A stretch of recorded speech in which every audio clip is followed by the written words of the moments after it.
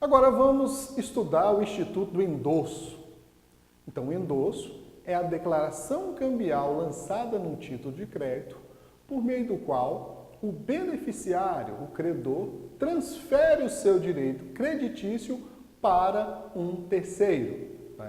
Então, se o endosso é uma forma de você transferir o seu direito creditício, você que é um beneficiário de um título de crédito, existem duas formas de você transferir esse título de crédito. O chamado endosso em branco. O que é o endosso em branco? O endosso em branco é aquele que se perfaz por uma simples assinatura no verso do título. Então, a simples assinatura no verso do título, você transfere a titularidade deste crédito. Entretanto, você não vai designar para quem você está transferindo esse título de crédito, ou esse direito creditício constante naquele título. Diferentemente, nós temos o endosso em preto.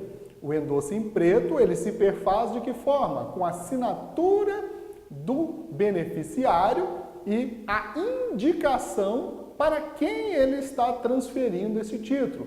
Então, neste caso, o endossante, que é o beneficiário do título, ele vai opor, ele vai assinar no verso do título, via de regra o endosso é no verso, apesar de que ele pode ser feito no anverso do título, mas no verso ele vai opor a sua assinatura e vai identificar, ele vai colocar o nome da pessoa para quem ele está transferindo este título de crédito.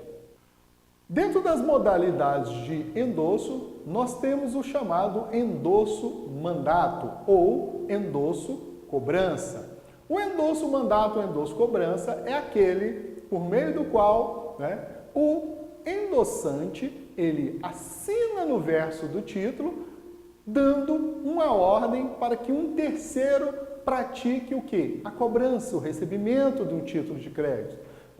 Antigamente, no passado recente, os títulos de crédito, as duplicatas que eram enviados para os bancos para fazerem a cobrança, elas eram assinadas no verso do título por meio deste chamado endosso mandato ou endosso cobrança.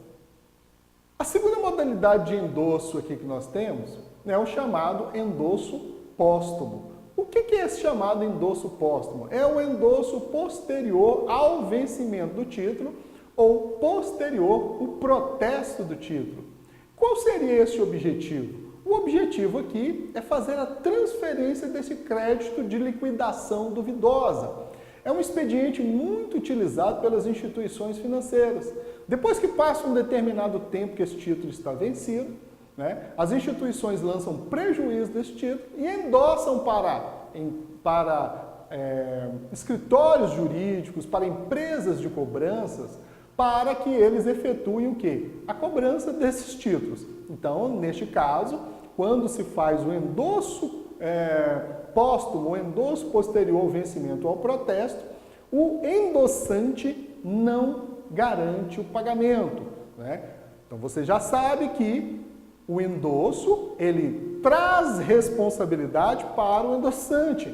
Então, endossar é transferir com responsabilidade. Nesta modalidade de endosso, o endosso póstumo, o endossante não garante a solvência desse crédito, desse título.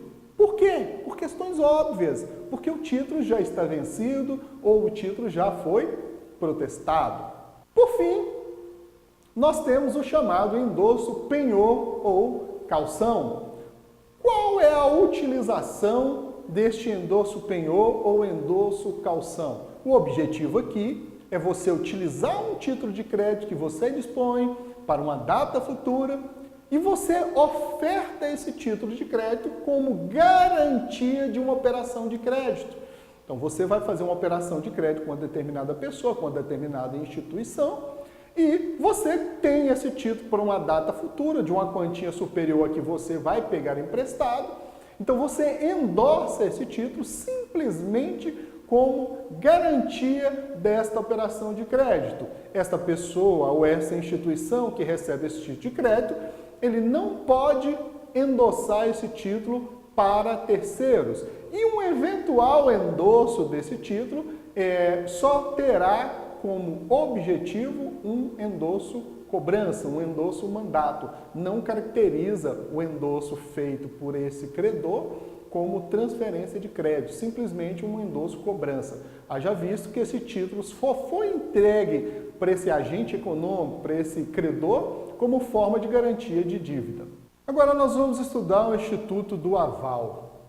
Então, o aval é um instituto próprio do direito cambiário e ele pode ser definido como uma declaração unilateral de vontade por meio do qual o avalista assume uma solidariedade passiva de uma dívida em nome de um terceiro.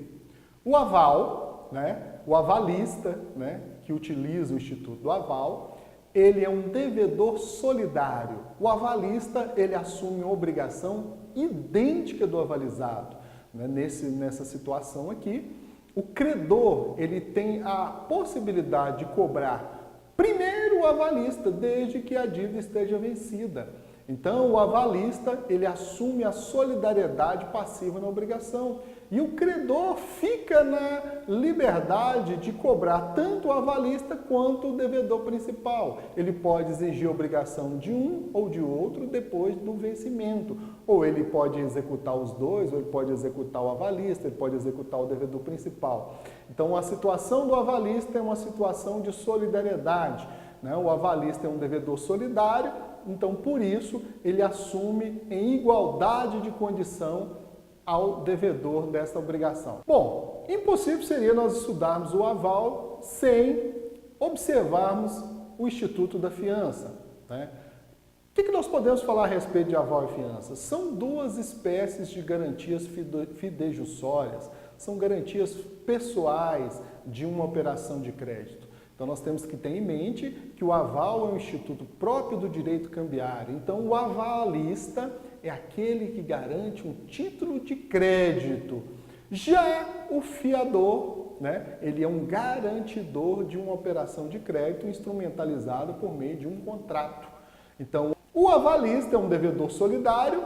Via de regra, o fiador é um devedor subsidiário, porque se você for estudar ao Instituto da Fiança, você vai verificar que o fiador tem o chamado benefício de ordem. Ele pode indicar que o devedor principal, que ele tem bens passíveis de penhora, que ele é solvente e que a execução deverá primeiro se proceder sobre o patrimônio do devedor principal e, se isso não se tornar possível, o recebimento, que aí, somente neste caso, poderá ser cobrado do fiador.